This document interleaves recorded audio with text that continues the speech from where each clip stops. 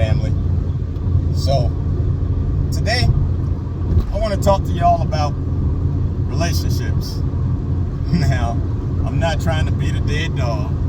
I know people are always talking about relationships, but I want to tackle it from a different aspect.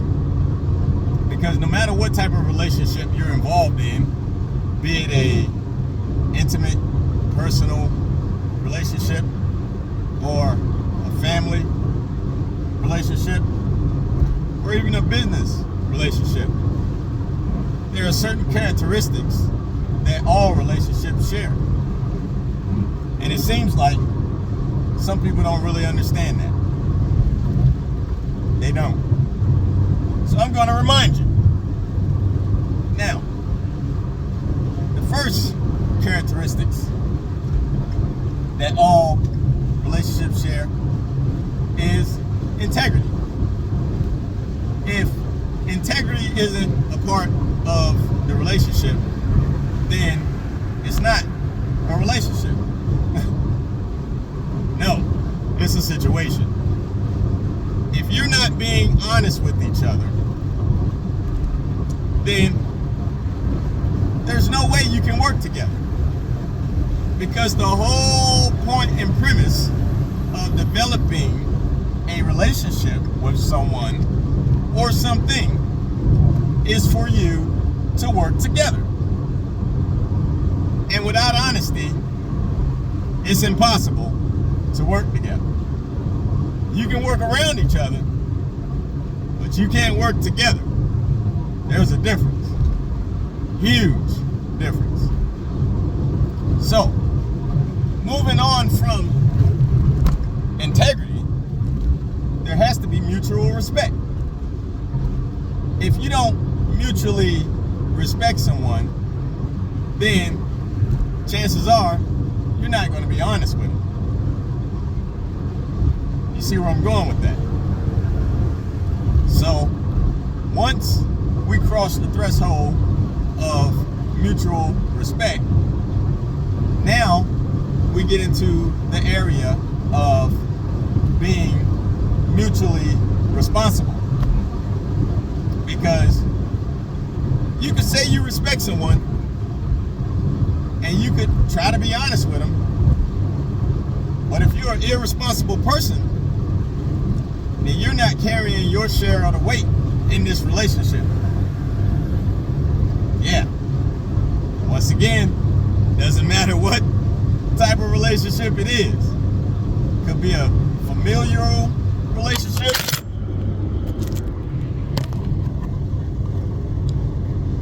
Doesn't matter. What does matter is that you're not irresponsible and that you carry your end of this bargain.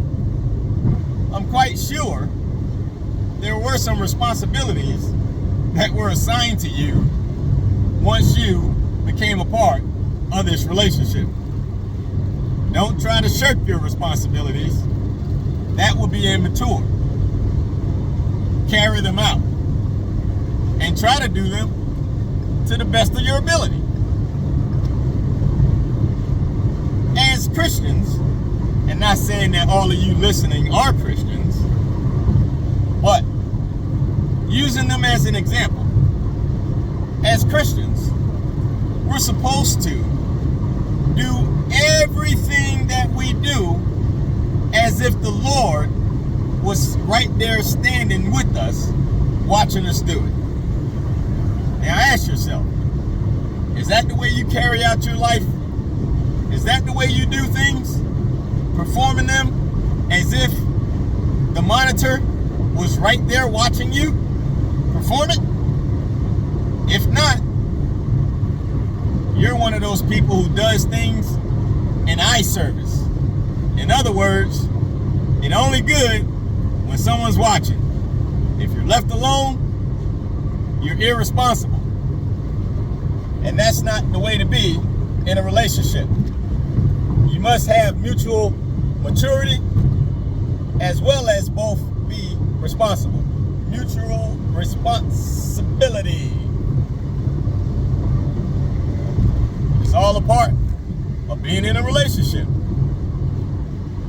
Yeah, I know this is seeming like a lot, but trust me, once you begin to apply it in your life, it becomes second nature, almost as if you always knew these things. Unless you're a child of the devil, then it's never second nature to do good to them. Now, moving right along, another characteristic that's key in a good relationship. Now, some of y'all might not agree with this one, but it is what it is.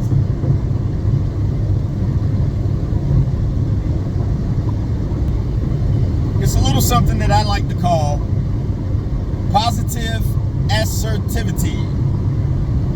In other words, the act of being positive in your assertiveness. What I mean by that is a lot of people can take charge when it's something that is going to only benefit them and doesn't benefit the other person. They can be very assertive then, but be assertive to do things that's going to benefit the other people in this relationship or person. You know? Be looking out for ways of how you can help them in their journey in life. Because isn't that what it's all about? Being helpers one of another. You know what I'm saying? Iron sharpeneth iron. That's what it's supposed to be about. Unless you're a child of the devil. They do everything all alone. They do everything on their own. And then they heap up treasures to themselves. Last time I checked, one was the loneliest number. If you wanted to be alone, why are you in a relationship? That's backwards, counterproductive.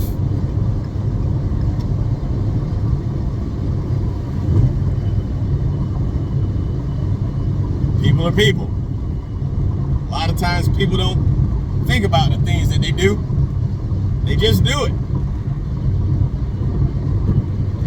We got to stop that. And then, why are you getting mad because somebody corrected you? If you were wrong, you were wrong. If you didn't think, then what you did stink. And you should be corrected. Like, what you think this is? A dictatorship? Huh? You just supposed to be allowed to do whatever you want to do? Act however you want to act? Everybody's supposed to accept that. Not be adversely affected by it at all. No. Last time I checked, what's good for the goose is good for the guinea. And Miss Minnie. Yeah. So you're going to pay what you owe. Love your neighbor as yourself. So if this the way you loving me, it must be the way you want to be loved. And trust me, baby, I don't have a problem with it. I'm going to love you the same old way that you're loving me. Oh yeah. If you did not know, it's a new discovery.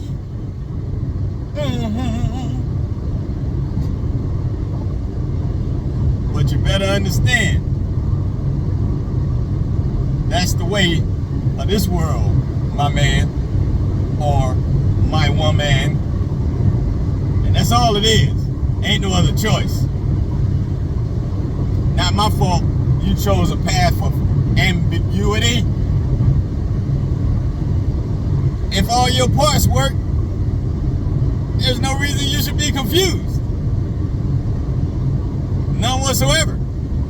It is clearly visible what you are. Clearly. So, what's the confusion? That's the devil. The devil trying to destroy your soul. The devil trying to ensure that you never, ever can have a normal, enjoyable life. There's always going to be some turmoil. Always. But choice is yours. The choice is yours. Freedom of choice. Free will, baby. That's what I love about it. It could be a lover or a hater. It could be a killer or a life giver. It's all up to you. Ooh, ooh, ooh. Ooh, ooh, ooh. Yeah, baby. Life. Gotta love it. So, until next time, peace, prosperity, love, and happiness. Blessings unto you all.